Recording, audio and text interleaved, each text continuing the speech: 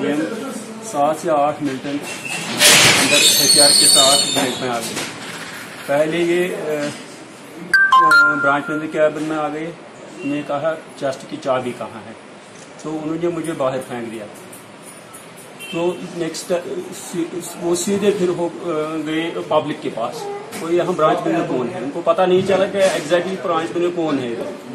फिर वहां से छोड़ के एक दो बार मुझे मारा, और पहले गन का आग किया, फिर दोबारा मारा। कह रहे थे ये चाबी दे दो। फिर वहां से आ गए जो हमारा काउंटर है, डेली रूटीन कैश काउंटर, वहां से उन्होंने कैश उठाए थे, निकल गए। तो कितना पैसा लिया उन्होंने? रफली होगा 6 लाख तक।